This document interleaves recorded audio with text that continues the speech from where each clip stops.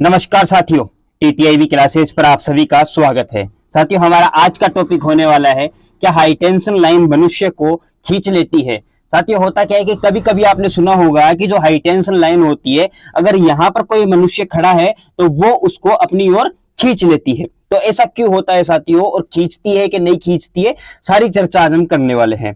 तो साथियों देखिए, होता क्या है कि ये जो आपको हाई टेंशन लाइन दिखाई दे रही है, इस हाई टेंशन लाइन की सहायता से 440 वोल्टेज या फिर 220 वोल्टेज फ्लो नहीं करवाई जाती। साथियों, इस लाइन से लाखों वोल्टेज फ्लो करवाई जाती है। ठीक है, लाखों वोल्टेज। तो इससे क्या होता है कि लाखों वोल्टेज है तो यहां पर करंट की मात्रा भी बहुत ही ज्यादा हो जाती है। ठीक है, करंट भी बहुत अधिक हो जाता है। साथियों देखिए, मान लीजिए करंट भी बहुत अधिक हो जाता है। तो ये क्या होता है कि जैसा कि आपने कभी कभी देखा होगा कि जब हम कुंडली के अंदर करंट फ्लो करवाते हैं तो उसके चारों तरफ एक मैग्नेटिक फील्ड जनरेट हो जाता है। ठीक है, चारों तरफ एक मैग्नेटिक फील्ड जनरेट हो जाता है। तो इसी प्रकार यहां पर साथियों हाई वोल्टेज और हाई करंट होने के कारण क्या होता है कि यहां पर ये जो वायर है, इस वायर के साथियों चारों ओर क्या होता है, यहां पर साथियों चारों ओर भी करंट फ्लो होने लगता है, क्योंकि साथियों चारों ओर एयर पार्टिकल आयनाइज होता है। इसका मतलब साथियों आप समझते हैं, मतलब साथियों यहां पर जो एयर है, इसके आसपास में जो ये एयर होती है साथियों,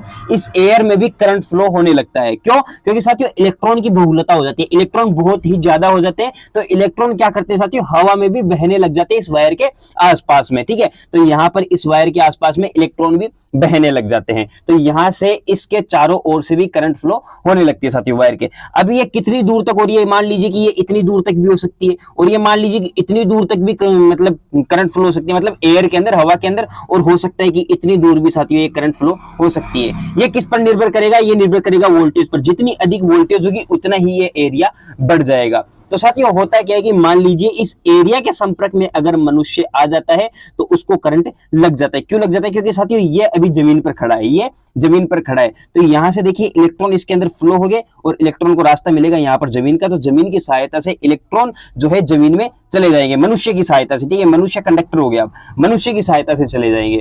तो इसीलिए क्या होता है साथियों कि यहां पर सरकार ने साफ मना किया है कि यहां पर हम घर इसके नीचे नहीं बना सकते हैं। अगर बना सकते हैं तो उसकी लिमिट है कि 1 मंजिल तक बना सकते हैं, 2 मंजिल तक। अब मान लीजिए आपने 3 मंजिल का यहाँ पर बंगला खड़ा कर लिया साहब, और यहाँ पर ये जो इसके अंदर करंट है बहुत ही अधिक, वोल्टेज है बहुत ही अधिक, और इसका एरिया हो जाएगा ये वाला, इसका एरिया ये हो जाएगा एयर पार्टिकल मतलब एरिया ये वाला हो जाएगा, मतलब इस एरिया के अंदर से करंट फ्लो हो रहा है। तो यहाँ पर ये देखिए छत भी इसके दायरे में आ गई। अब छत पर अगर कोई गया तो उसको तो करंट लगेगा ही लगेगा। क्यों? क्योंकि अर्थ तो मिल गया छत की सहायता से, और यहाँ पर इलेक्ट्रॉन इसको यहाँ से मिल गए।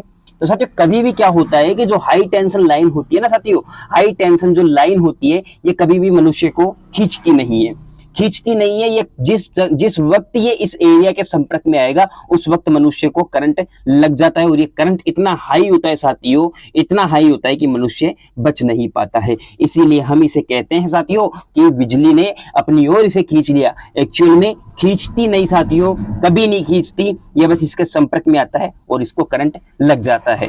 तो उम्मीद है साथियों आपको वीडियो अच्छा लगा होगा। धन्यवाद। अगर आपको वीडियो अच्छा लगा तो वीडियो को लाइक कर दीजिए, चैनल को सब्सक्राइब कर लीजिए। धन्यवाद साथियों, माशाअल्लाह बने के लिए आप सभी का बहुत बहुत धन्यवाद।